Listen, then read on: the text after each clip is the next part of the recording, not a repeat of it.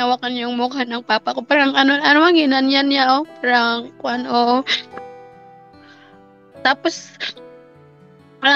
naghiga na lang siya, ma'am, dito sa ano niya, dito,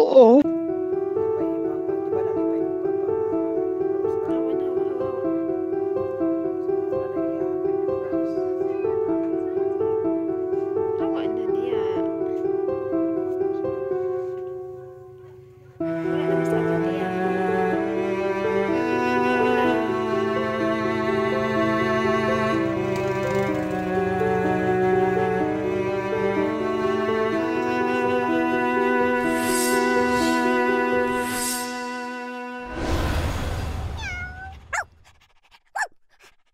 Amo, gumising ka na. Naiiyak na ako. Bakit hindi ka sumasagot, Amo? Amo, magpe-play pa tayo, diba? Dia, wala naman si Apo dia. Hawa na dia. Hawa na.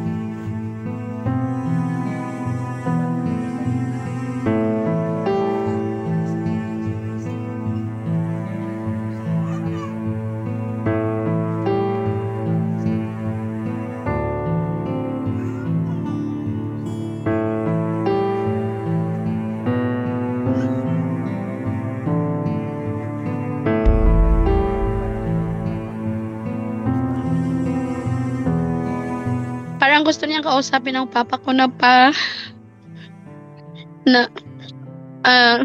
pansinin mo naman ako. Parang ganun, ma'am. Hanggang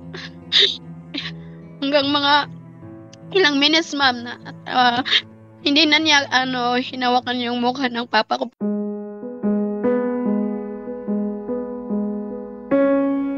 Hawa na dia. Wala naman. Hanggang umaga, ma'am. Alas 6 ng gabi kami dumating. Hanggang alas 6 ng umaga din. Pagka morning, hindi talaga umalis yung aso niya, ma'am, si Atiya.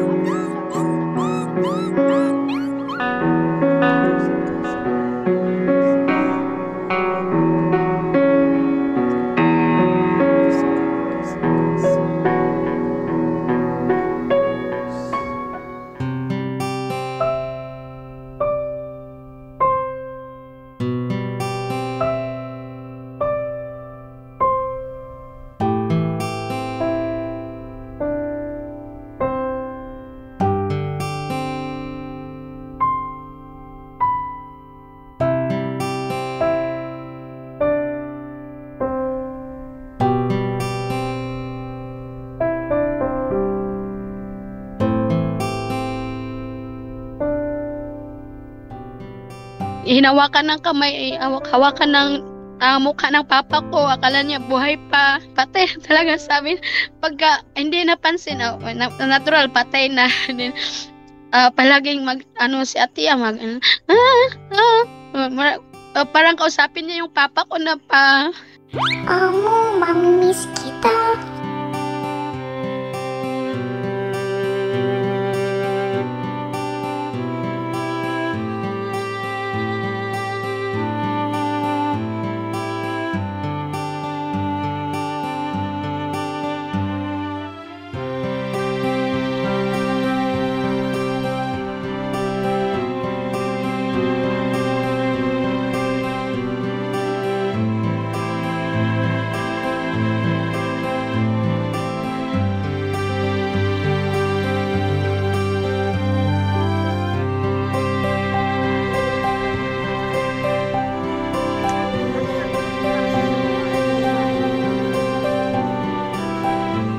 Hanggang sa paglibing, ma'am, sinama namin si Atiya. Pero ngayon, ma'am, ma-feel ko talaga, ma'am, na hinanap-hanap niya si Papa. Hi everyone. Muna yung mag-ilong tanan ko.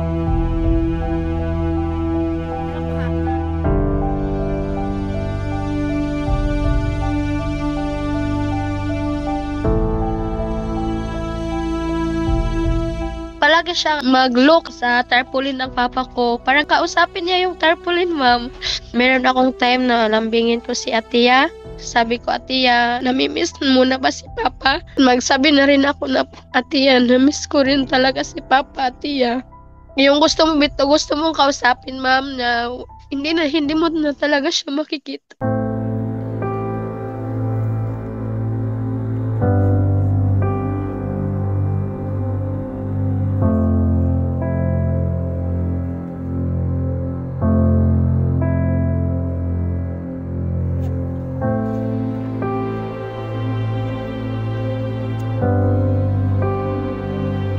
Pag mahina kami, lumapit sila, ma'am. Halos yung mga aso namin, ma'am, pag matulog kami, katabi namin sila, ma'am. Oo niya.